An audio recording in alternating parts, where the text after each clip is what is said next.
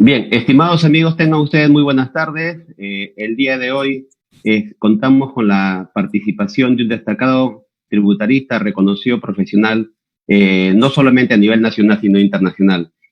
Contamos con la participación del doctor Jorge Bravo, quien nos va a ilustrar sobre algunas medidas que el gobierno puede tomar para solucionar los problemas que los contribuyentes van a afrontar después de esta etapa del coronavirus. La idea es la siguiente. La Junta de Decanos viene recogiendo información para presentar un proyecto de ley, toda vez que los colegios profesionales tienen iniciativa legislativa regulada desde la Constitución, y la idea es contar con profesionales de nivel que nos den su punto de vista sobre aquellos aspectos que en materia tributaria podrían proponerse a nivel de ley, a nivel de normas, de tipo reglamentario incluso, que podrían facilitar el desarrollo y la estabilidad de las empresas que ahora van a quedar muy golpeadas luego de esta etapa del coronavirus. Jorge, muy buenas tardes, bienvenidos. Te saludo a nombre de la Junta de Decanos y te dejo para tus palabras iniciales. Muy bien, Rubén, muchas gracias por esta invitación muy honrosa a mi persona.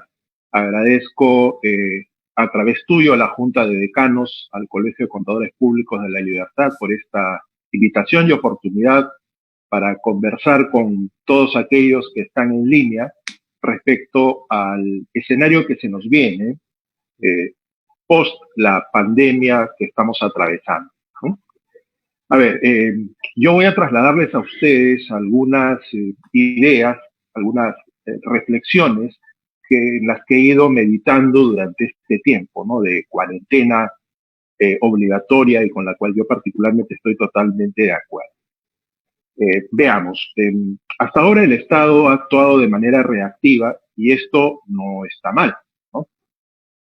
La crisis de la pandemia ha sido inmediata, el golpe ha sido rápido. Hay países que como el nuestro han reaccionado de una manera eficiente desde mi perspectiva, mientras otros países aún no reaccionan con este tema de la cuarentena y el aislamiento social obligatorio, ¿no? Son básicamente dos grandes puntos o posturas sobre el tema de la pandemia, algunos que consideran que no es necesario parar la economía y otros que privilegian más bien la salud de las personas, ¿no? Entonces, creo que un grupo mayoritario de países está más bien en la línea de Perú.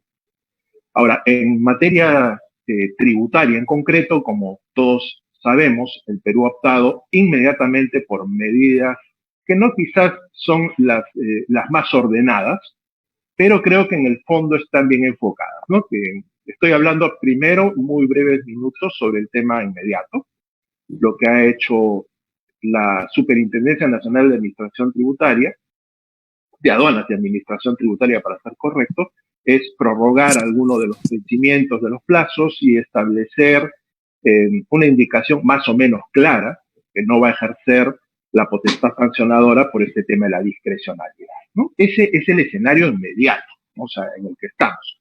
Pero miremos nosotros a mediano y yo diría inclusive a corto plazo, ¿no? Una vez que esta situación de cuarentena termine y se comiencen a manejar los escenarios probablemente de restricciones más específicas a segmentos de la población determinados y ya las empresas comiencen a operar, pues nos vamos a encontrar en un escenario económico bastante distinto al que teníamos hace hoy 21 días, ¿no? Vamos a encontrar realmente una economía bastante cambiada, un escenario cuasi de guerra, ¿no? Y frente a esto, definitivamente hay que tomar acción. Y en materia tributaria creo que está la primera de las vetas a trabajar. ¿Por qué digo esto? Sí, Rubén, dime. Sí, Jorge, para entrar ya en materia, para lo que el día de hoy nos convoca, la idea es trabajar propuestas a nivel interno, ¿no? De tributos internos, a nivel de tributos o acciones a nivel internacional, y si el tiempo nos da a nivel de procedimientos tributarios, ¿qué se podría hacer ¿no? Entonces, enfocarlo de esas tres perspectivas. La idea, Jorge, y en eso quiero ser muy claro, la idea es hacer propuestas que sean serias, sólidas, que sean viables, que no solo sean populistas, como esto que conversamos ahora, ¿no? De pretender que el 25% de los fondos de la AFP queden libres, puede ser una medida muy populista, pero que le podría hacer mucho daño no solo al Estado en su conjunto, sino también a los mismos trabajadores. Entonces, la idea es hacer planteamientos a nivel, decía yo, interno, internacional y de procedimientos que sean serios, que tengan una base. Y siendo así, Jorge, creo que a nivel interno los dos impuestos que de alguna manera son los que generan la recaudación y que afecta en su mayoría a las empresas y personas, es el IGB y el impuesto a la renta. Entonces, en IGB, lo que ya se escucha es modificar detracciones. En ese aspecto, ¿cuál es tu perspectiva de las detracciones? ¿Es posible modificar, hacer ajustes o incluso suspender el mecanismo? Bueno, vamos entonces avanzando por partes. Primero comencemos con el tema de lo que se escucha en el medio, ¿no? Por ejemplo, el tema de las detracciones en concreto. Las detracciones, como tú bien lo sabes, es un mecanismo que se creó para combatir la evasión tributaria, o sea, el incumplimiento tributario, inclusive de ciertos sectores muy específicos. Bueno, luego con el tiempo este mecanismo se generalizó a casi prácticamente todos los servicios y varias otras actividades, y en un escenario de economía relativamente en movimiento, esto le genera a los contribuyentes, a las empresas, pues cierta sensación de dinero disponible para pagar tributos, ¿no? Pero ese no es el escenario, ¿no? En un escenario en crisis, intangibilizar dinero quita liquidez a las empresas.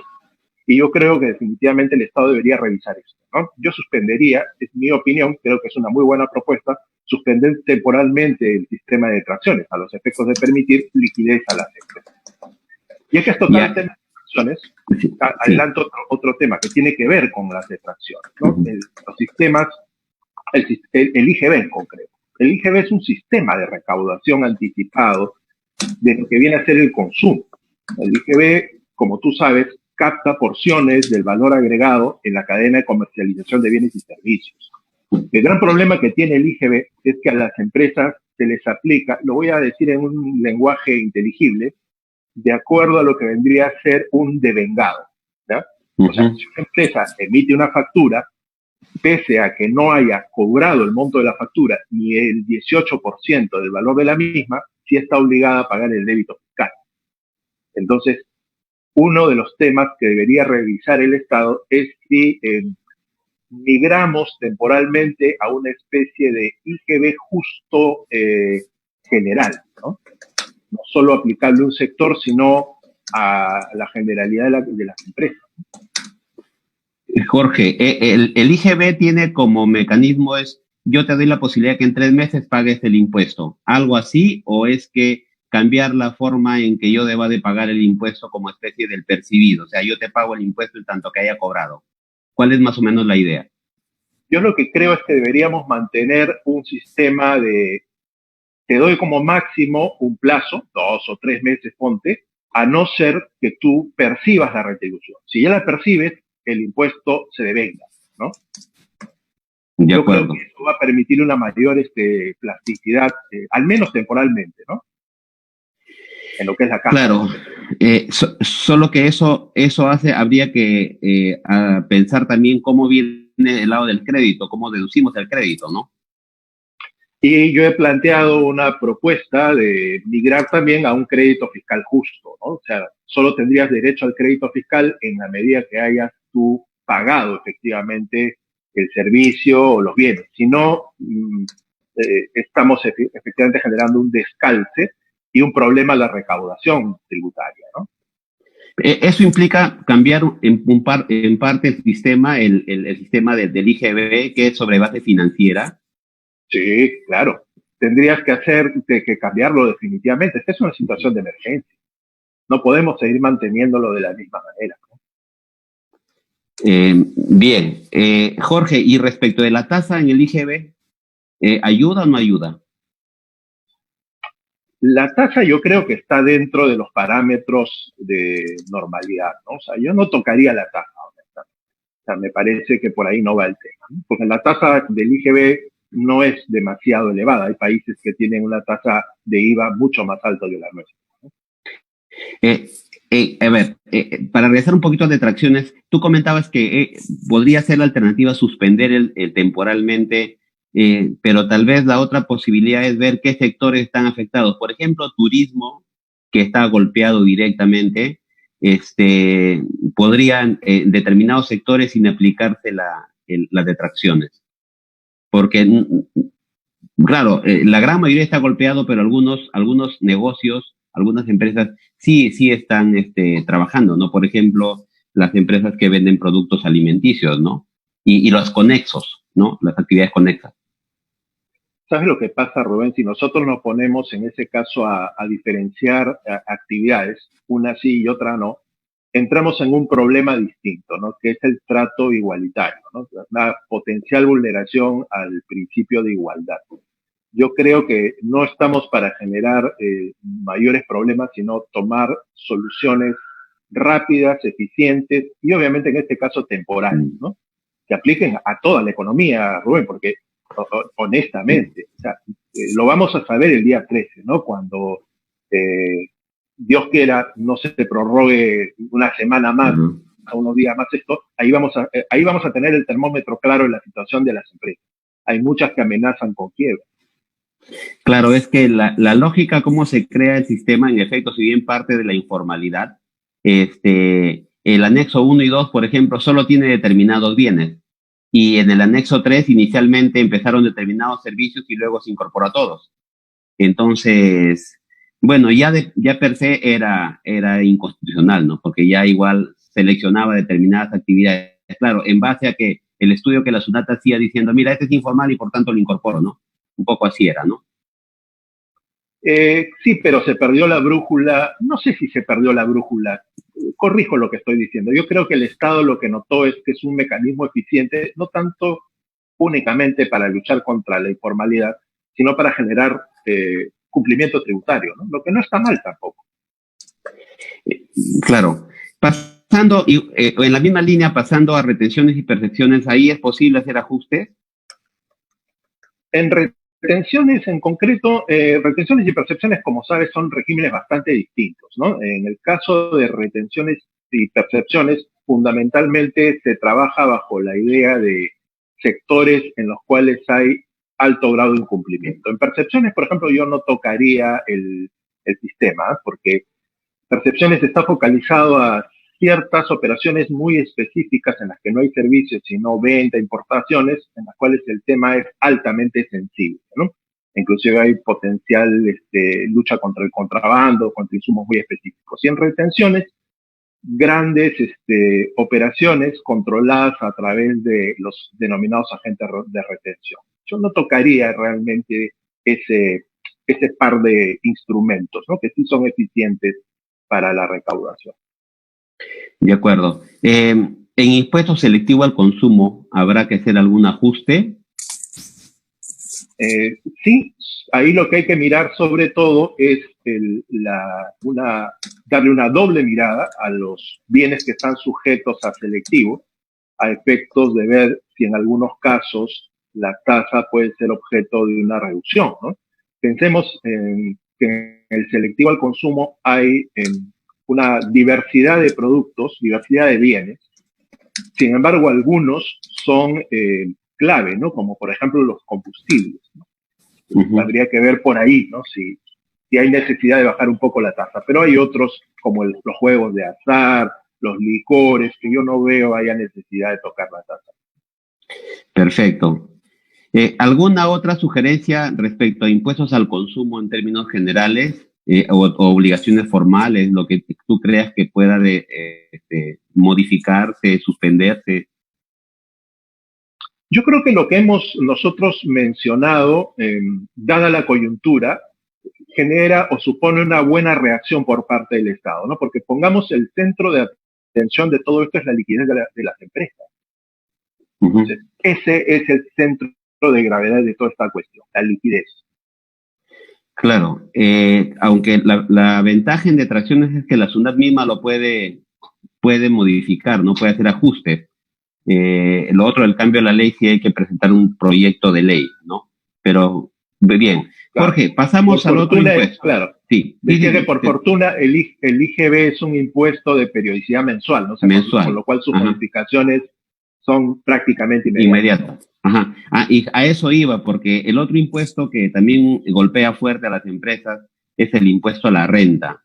Y en el impuesto a la renta sí tenemos el problema de que es de periodicidad anual. Y lo que hagamos ahora va a tener efecto recién el año siguiente. Aun cuando hay algunas medidas que podrían tomarse que podrían entrar de manera inmediata, ¿no? Pero en general todo lo que se haga ahora, pagos a cuenta podría ser. Sí, claro. Porque acuérdate que el Poder Ejecutivo ha solicitado facultad delegada, o sea, y hay dentro de del pedido está incorporándose el tema de pagos a cuenta. El Estado está pensando suspender o reducir el coeficiente. Entonces creo que eso podría ser de manera inmediata la única posibilidad. Sí, inmediatamente los pagos a cuenta del impuesto a la renta. Y la verdad, Rubén, paramos de contar, porque todos los otros cambios ya no son inmediatos, sino ya a la resaca de todo lo que vamos a tener este año, ¿no? O sea, las modificaciones son a partir del año siguiente. Y ¿sabes qué, Rubén? Esto nos debería hacer pensar en que nosotros no hemos sido lo suficientemente prudentes de tener un régimen tributario del impuesto a la renta, pero en general, ¿no? Tributario en general, reactivo frente a desastres naturales. Ojo, las pandemias son desastres naturales, ¿sabes? Son desastres naturales de tipo biológico, pero también desastres naturales. Claro. Quizás sea el momento de repensar esto, ¿no? Bien, sí, sería una buena propuesta. En pagos a cuenta, Jorge, ¿tú sugieres suspender pagos a cuenta o que se haga simplemente el ajuste en los coeficientes? Que el coeficiente sea menor. Yo ahí soy bastante drástico. Yo creo que se debería suspender, al menos por un tiempo, los pagos a cuenta. Es que, la verdad, conversando con algunos economistas, el golpe puede ser muy drástico. Entonces, hay que tratar de dar la mayor cantidad de liquidez a las empresas para que haya movimiento en la economía, ¿no? Bien.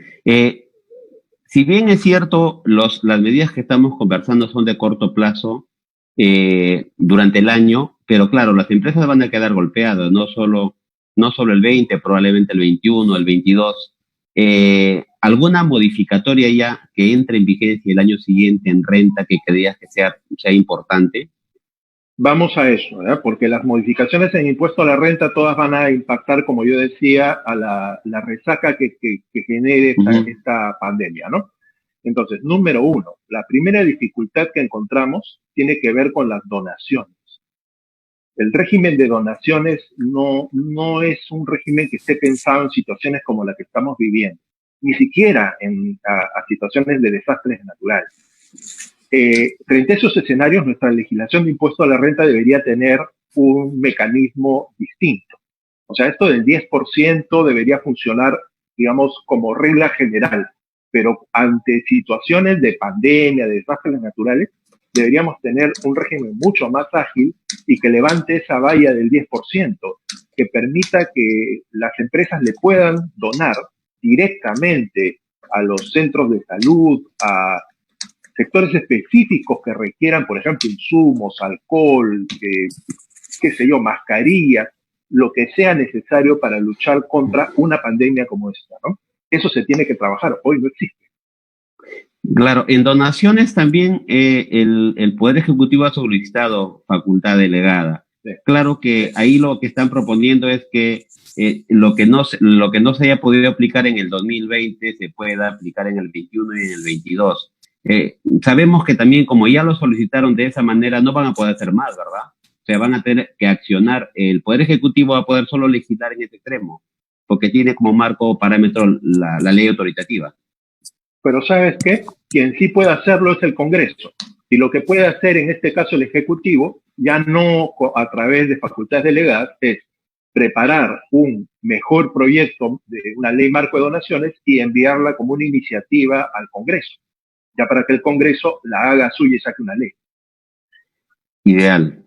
Jorge, ¿alguna otra medida en renta que podría tener efecto el año siguiente o los 2 años siguientes que sería importante considerar? Por supuesto, una de ellas que también está siendo, yo entiendo, trabajada, es la de ampliar el plazo de arrastre de las pérdidas tributarias.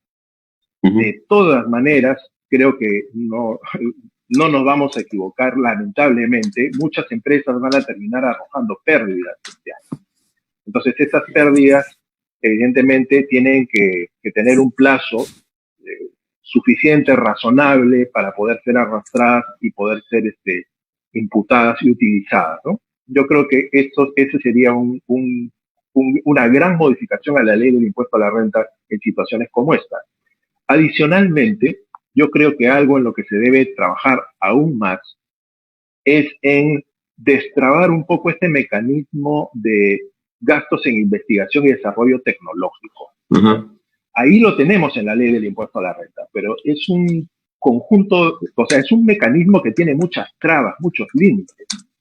Hay que ser mucho más eficiente, efectivo como Estado, de lograr crear un régimen que permita que las empresas peruanas investiguen en temas tecnológicos o apoyen eventualmente a desarrollos tecnológicos, no necesariamente que tengan que ver con pandemias, pero creo yo que es un momento importante también, ¿por qué no?, para implementar en alguna de estas, de estas tecnologías. Sabes tú muy bien que hay un grupo de médicos peruanos que en conjunción con unos ingenieros han estado trabajando en respiradores creados aquí en el Perú. Sí, sí. Por ejemplo, ese podría ser uno de los tantos proyectos a desarrollar. Jorge, pero el I+D está hace algún tiempo ya, o sea, no es nuevo. ¿Qué pasa? ¿Por qué no despega? ¿Qué le falta a la norma? Bueno, en el caso del I+D, en parte, quien te habla fue uno de los, de los abogados que propuso cambios al sistema original. Si tú te acuerdas, originalmente en I+D solo se podía deducir hasta 50 UITs. Sí, claro, había límites. Una serie de límites y problemas. Le planteamos al Estado peruano que en realidad cree un beneficio, que no se deduzca únicamente el desembolso efectuado, sino un monto mayor, que es lo que tenemos ahora. El gran problema es que inmediatamente hecho esto, el Ejecutivo le ha comenzado a poner pues límites, trabas burocráticas, y eso se tiene que eliminar. Y sobre todo lo que se tiene que hacer es una difusión. Este es el Estado quien debe difundir que existe este mecanismo y que las empresas inviertan en I+D. Lo que muy pocas empresas saben, Rubén, es que una empresa que invierte en I+D no necesariamente tiene que utilizar ese desarrollo tecnológico en su actividad empresarial, como era antes, ¿no? Antes era necesaria la causalidad. Ya eso ya no es más necesario. Y sin embargo, preguntémosle a Concitec cuántas empresas han invertido hasta la fecha. Hay muy pocas. Yo creo que este es el momento, ¿no? Claro, eso es una buena propuesta. Habría que ver, hacer el seguimiento que está pasando, ¿no? Pero falta difusión, de hecho, eso es lo que ocurre. Jorge, pasemos a otro tema, igual en la misma línea de renta, MIPES. También hay facultad delegada para MIPES. Tú hablabas en algún momento de un tributo plano. ¿Cuál es tu perspectiva en el tema de MIPES? ¿Se piensa reformar el RUS, el RER? No sé qué es lo que va a proponer el Ejecutivo, pero ¿cuál es tu visión de cara a las MIPES? Sí, yo creo que es necesario cambiar el régimen MIPE y creo que este es un buen momento para hacerlo, ¿eh? Ojo, tú bien lo sabes, ya desde hace 2 años está esta tendencia a hacer cambios a la legislación MIPE, solo que no ha sido regulada de la mejor manera, ¿no? O sea, hay demasiados regímenes y creo que se debe trabajar en uno solo. Como bien lo has señalado, yo soy partidario de que las MIPE tengan un solo sistema de impuesto a la renta que sea simple, sencillo y fácil de cumplir. Yo me alineo a lo que sería un impuesto plano o flat tax. Es lo que yo creo puede funcionar. Un flat tax es básicamente un impuesto a los ingresos menos ciertos gastos muy puntuales. Por ejemplo, depreciación y planillas, ¿no? Esos dos rubros. Listo, se acabó, ningún gasto más, un impuesto mensual definitivo. Y la verdad, yo plantearía, Rubén, que esto no sea aplicable únicamente a las MIPES, sino también a las medianas empresas, dejando únicamente a las grandes empresas con la tributación convencional que conocemos. Jorge, ahí siempre va a haber un problema, que es el problema que afronta esto del RUS. Las empresas se van a atomizar. ¿Qué hacer? Porque si las empresas se atomizan y se van a quedar toda la vida ahí, van a quedar 4, 5 y 10 empresas y seguir en el régimen, tampoco es bueno. Bueno, en realidad hay que ser honestos. Lo decía yo hace unas horas. El 95% de los contribuyentes en el Perú son MIPYME.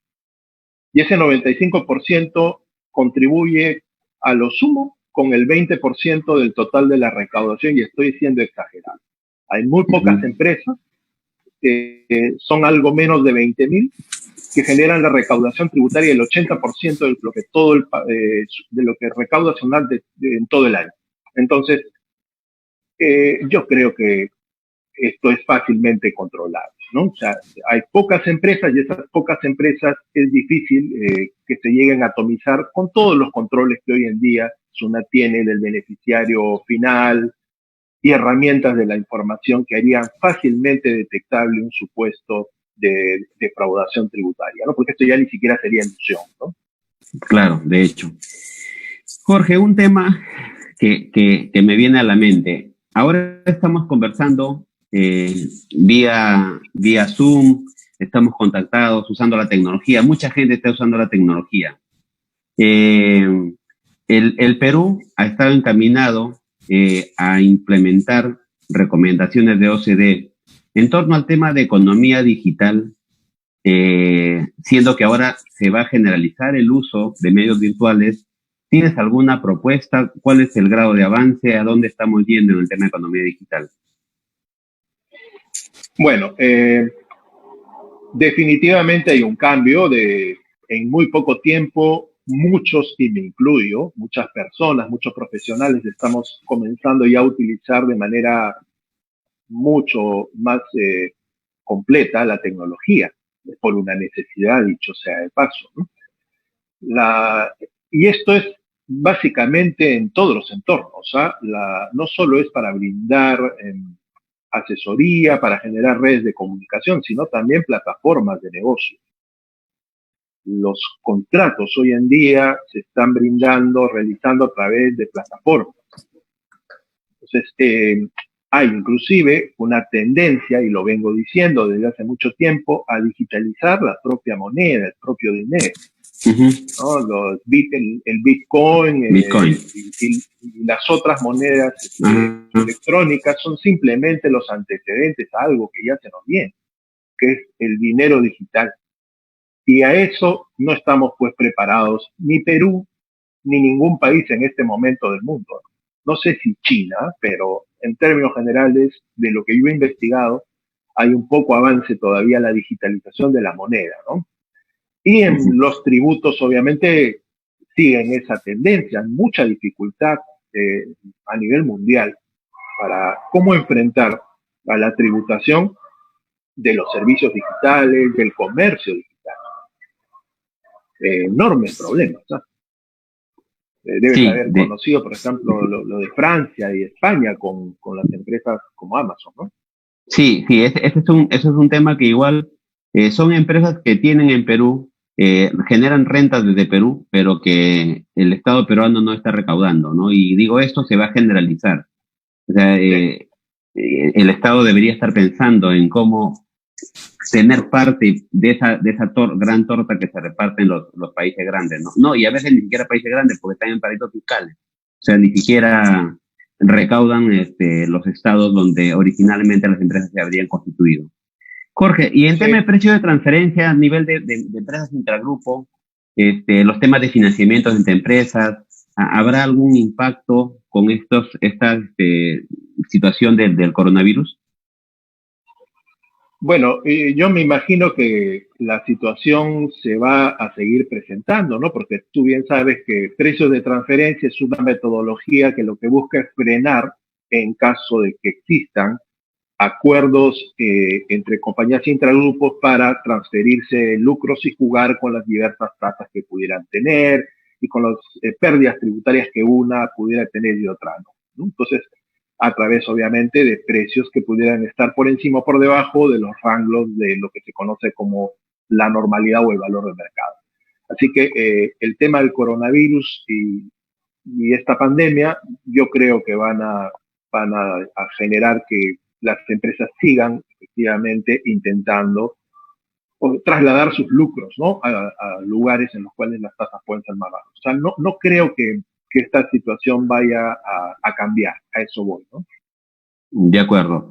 Jorge, yendo al tema internacional, ¿qué podría hacer el Estado para captar inversiones, para generar inversiones, dar seguridad jurídica a los inversionistas? ¿Qué medidas se podrían tomar a nivel internacional? La idea es que igual el Perú y las empresas peruanas y la sociedad peruana tenga posibilidad de aprovechar inversión extranjera. A ver, yo lo digo como abogado, ¿ya? Pero yo recibo a mucha solicitud de inversores extranjeros que quieren abrir una operación en el Perú. Lo primero que un inversor extranjero pregunta es sobre la estabilidad normativa, el régimen jurídico y en particular en el tributario. El laboral es otro sector que también les importa, ¿no? Pero hablemos del tributario. Lo que preguntan es si el sistema tributario es estable, si no hay cambios en cuanto a aparición de nuevos impuestos.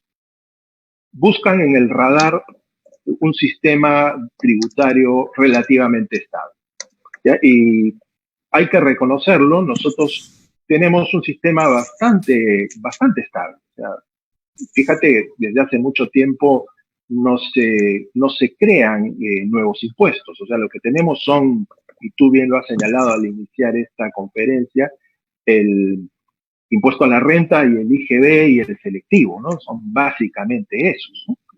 No hay gran cantidad de impuestos si nos ponemos, por ejemplo, a compararnos con países como Brasil, ¿no? Que tienen una o Argentina mismo, ¿no? Que tiene una gran cantidad de impuestos. Entonces, en ese sentido, creo yo que en lo que debemos trabajar es en un sistema inclusive mejor. ¿Qué sugeriría yo? ¿Ya? Yo lo que creo es que estamos a tiempo de realmente pensar en una reforma tributaria. Este sistema que tenemos ha cumplido su ciclo, no es que es malo, pero nos está siguiendo desde el año 1993.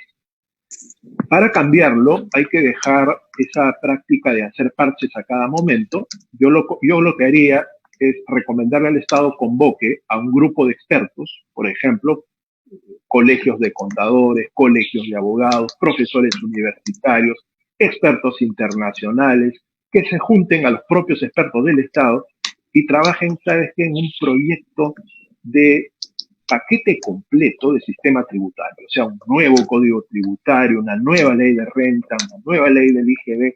Por favor, cambiarle el nombre de IGB, somos súper tercos, somos tan tercos, más tercos que aquellos compatriotas que incumplen las medidas de aislamiento. Le seguimos llamando a impuesto general a las ventas a un impuesto que en realidad es un impuesto al valor agregado. Deberíamos cambiar de una vez. ¿Sabes qué, Rubén? Este trabajo nos va a tomar 1 o 2 años, pero vale la pena. Luego de 1 o 2 años lo que vamos a tener es un sistema adecuado a nuestra realidad y obviamente mirando el siglo XXI. Hay que hacer ajustes a la tecnología. Y teniendo en cuenta ya estas cosas, como tú bien lo decías, el tema de la pandemia, el tema de protección del medio ambiente, o sea, mirando ya valores que a veces no se le ha dado la importancia de vida, ¿no? Claro. Interesante. Jorge, Rubén, antes de que se me escape, tenía una idea adicional y justo tiene que ver con algo que comentabas, ¿no? O sea, ¿qué debería hacer Perú para atraer a la inversión extranjera? El punto 1 es tener un sistema moderno, actualizado y estable. Pero el punto 2, creo yo que deberíamos ser un poquito más agresivos en crear regímenes tributarios que permitan la inversión extranjera. Por ejemplo, el desarrollo tecnológico, ¿ya? fíjate lo que ocurrió en su momento en la India, ¿no? Con todo el sistema este de desarrollo a lo que son tecnologías, el software, ¿no? Todo el famoso Silicon Valley de Estados Unidos, hoy reflejado pues en su símil en la India. Entonces, nosotros podríamos hacer algo así con el desarrollo tecnológico. Escuchaba yo, y te lo pongo como una anécdota para terminar esto, a una doctora que decía que estaban trabajando en vacunas genéricas para combatir las gripes en su completud. O sea, no hacer una vacuna para cada gripe, sino una vacuna completa. Y pedía $2 millones para hacer el proyecto. Imagínate. O sea, y el gobierno de este país no bancaba esa operación. Imagínate si creamos un régimen en Perú que permita realizar ese tipo de inversiones, obviamente a proyectos interesantes, ¿no? Muy interesante la propuesta. Ya tomé nota de varias ideas que estás diciendo. Jorge, a ver bien, lo que hemos conversado hasta ahora va enfocado a ver de qué manera las empresas podrían reactivarse y evitar su cierre. Pero igual hay que pensar en que el Estado necesita recursos. ¿Podrían tomarse algún tipo de medidas que generen ingresos inmediatos? Conversamos el otro día con Jorge Picón la posibilidad de implementar el impuesto a las herencias que no hay en Perú. ¿Cuál es tu perspectiva al respecto? Yo creo, en principio, que el impuesto a las herencias se puede implementar, pero no es el momento, ¿ya? No en una situación como la actual, ¿ya? Yo evaluaría eso de aquí a 1 o 2 años quizás. No está mal, porque creo yo que es importante actualizarnos a lo que es OCDE, pero no es el momento, creo yo, es mi opinión. Ahí sí no estoy tan de acuerdo con esa implementación inmediata. Sí creo yo que una de las formas de reactivar la economía y generarle recursos al Estado pasa por 2 grandes ideas que se me ocurren. La primera de ellas es establecer algún tipo de mecanismo de bonificación, o sea, de descuento a aquel contribuyente que cumpla con pagar voluntariamente las deudas que tiene judicializadas, ¿ya? Si tú te acuerdas, hace un par de años, el Estado estuvo trabajando en esta idea, pero al final terminó siendo aprobada para un grupo pequeño de empresas. Yo volvería a sacar en este caso, de los archivos esa idea original y la plantearía nuevamente, porque tenemos, y el Estado mismo lo ha dicho, algo así como 10.000 millones de soles en deuda judicializada de los denominados megalitigios. Si eso es así, esta sería una interesantísima oportunidad para que esos contribuyentes terminen obviamente pagando esas deudas. De repente, ya sin multas, con una reducción de intereses, con una actualización por el tema de inflación, ¿no? Ese sería un buen canal de recaudación, ¿no? Y dinero inmediato. Eso implica, cuando dices judicializadas, las que están también en contencioso administrativo, en vía administrativa. Sí, utilicé, digamos, una palabra que intentaba comprender no solo lo que está en el potencial, sino todo, exacto, todas las deudas administrativas, todas. Yo creo que es una interesante alternativa, ¿no? Claro, porque ¿no? El Estado necesita esa liquidez. Sí, claro. Y hay empresas que sí podrían contar con los recursos para hacerlo, ¿no? Ahora, claro, por el lado de las personas, también hay personas naturales que tienen capacidad económica actualmente. Y sabes que el mecanismo de incremento patrimonial no justificado se ha venido utilizando los últimos años. La SUNAT lo ha estado aplicando con mayor frecuencia.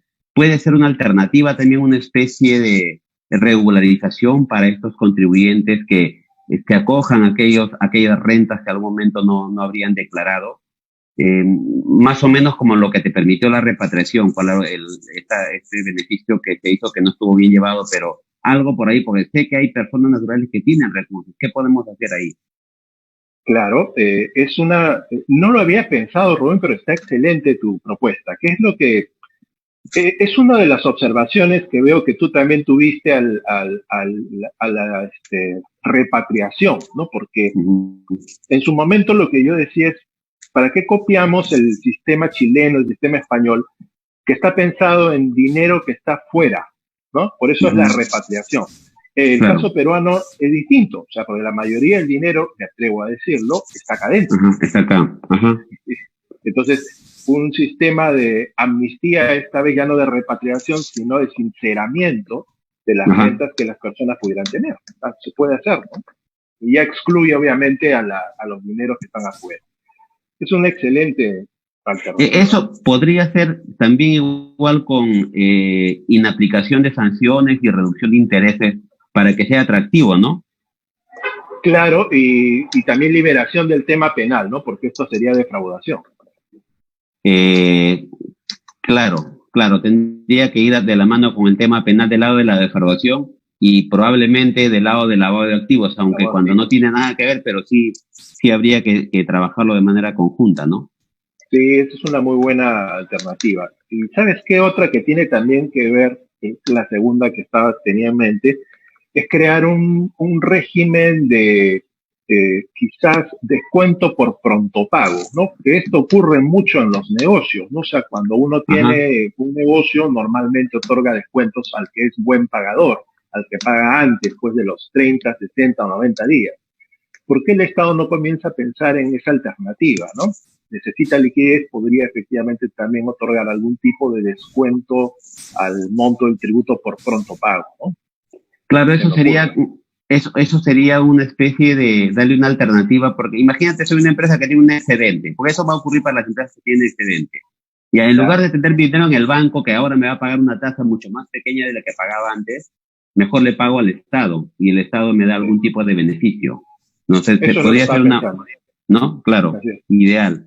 Eh, eh, no sé, alguna otra medida en términos generales se podría aplicar, aparte de las que hemos conversado, para generar recaudación en este caso, para generar recaudación, porque eso va a ser muy necesario. Yo creo que son básicamente esas, pero sabes que es importante también plantear digamos, este tipo de conversatorios como el que estás haciendo, el Estado debería tenerlo con la mayor cantidad de, digamos, de potenciales contribuyentes que existe en el país, a los informales. O sea, debería tender un puente a los efectos de no solo exigirles el pago de tributos, sino sentarse y hacer una presentación, ¿no? Yo soy el Estado peruano, ¿cómo puedo ayudarte para que tú puedas no solo entrar a la formalidad, sino crecer como empresario? Porque sabes que este es el momento en el cual nos damos cuenta de la necesidad de que todos estemos dentro de un mismo equipo. Si no, Sí, tenemos un Estado débil, pues, ¿no? Que no puede hacer frente a una situación tan compleja como esta, ¿no? sí, interesante propuesta. Jorge, para ir cerrando ya el tiempo nos va quedando corto. Procedimientos tributarios. La SUNAT debería seguir con las acciones de fiscalización tal cual lo venía haciendo. ¿Cuál es tu visión al respecto? ¿Debería haber algún tipo de flexibilidad? ¿Qué es lo que debería hacer la SUNAT? Yo lo que creo es que fiscalizar de todas maneras tiene que seguir cumpliendo. Obviamente lo que tiene que hacer es entender que las empresas se encuentran en este momento más preocupadas en su reactivación. Así que las fiscalizaciones deberían reducirse más bien a labores básicamente de verificación, control, cruce, ¿no? No estar, no hacer trabajos invasivos, por el momento al menos, ¿no? Porque la verdad, eh, tú lo sabes, los que nos están escuchando y viendo lo saben también, una fiscalización le genera muchos tiempos, mucha hora, hombre a las empresas, y una empresa hoy está preocupada en su subsistencia. Así que hay que entender un poco eso y dejarnos un poco libres, lo que no quiere decir que no vaya a haber un trabajo específico ahí donde se detecte, por ejemplo, un tremendo fraude, ¿no?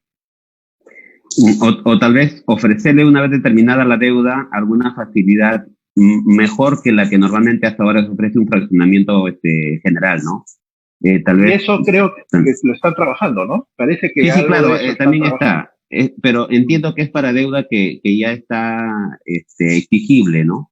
Acá es deuda que una vez que acaba la fiscalización, te determino la deuda y a veces como te fiscalizo 3 años atrás, los intereses y las multas hacen que la deuda se vuelva importante.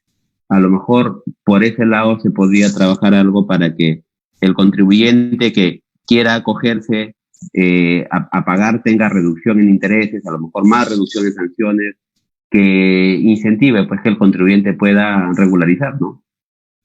Y de repente, Rubén, este sería el momento para también hacer un repensamiento a la norma de fraccionamiento, que esta que está creando el Ejecutivo no sea pensada solamente para esta situación, sino para realmente esto nos va a acompañar, ¿no? Por lo menos unos 3 años. Claro. Jorge, y respecto al tema de norma antielusiva, la SUNAT debería tal cual, ya se venía, ¿te acuerdas que salieron estos esquemas de ilusión y modelos? ¿Crees que es oportuno que la SUNAT siga con esto o más bien esto ahuyenta a inversionistas, esto genera inseguridad, inestabilidad? Yo creo, sin necesidad, digamos, de ir mucho a lo que yo creía, honestamente, pienso que la propia SUNAT en este momento está más ocupada en la situación inmediata, ¿no? La situación inmediata, la situación de pandemia, el tema del incumplimiento, analizando efectivamente el impacto de la recaudación tributaria por este tema de mantener la cadena de pago. Yo creo que las situaciones de elusión y combate sofisticado de estructuras internacionales pasa ya a un segundo plano. No digo que no estén, sí, sin duda alguna. No creo que vayan a estar tan interesados en continuar poniendo en primera línea de batalla pues a la elusión cuando el problema del Perú es la alta informalidad. Bien. Dentro de las últimas medidas, y no quería cerrar antes de conversar el tema, va a haber un subsidio que las empresas van a recibir por su personal, ¿no? Esto que hasta los 1.500 soles, el 35% en función a la planilla de enero. Eso es una renta inafecta, ¿no? De hecho, porque está dada por una norma legal. Pero igual esto tiene impacto en la prorrata que se hace del gasto. O sea, igual es un beneficio o no. Siempre hay esa duda, ¿no? Sí, yo particularmente creo que se trata, al ser un subsidio, ni siquiera es renta, ¿no? O sea, no es tu dinero, ¿no? Con lo cual tampoco es tu gasto, si te das cuenta, ¿no? El desembolso que haces. Así que este subsidio no debería afectar el cálculo de prorrata alguna, ¿no? Porque es dinero que el Estado está directamente entregando para que sea trasladado a los trabajadores.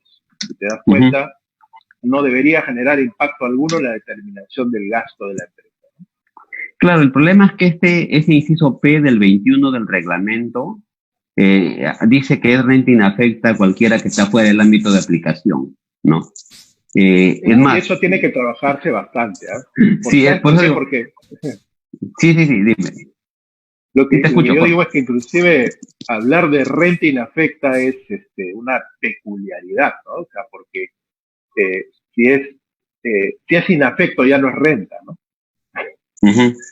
Claro, o sea, ya no está fuera del ámbito de obligación del impuesto, ¿no? O sea, lo que sí cabe es hablar de renta exonerada, ¿no? Pero no de renta inafecta.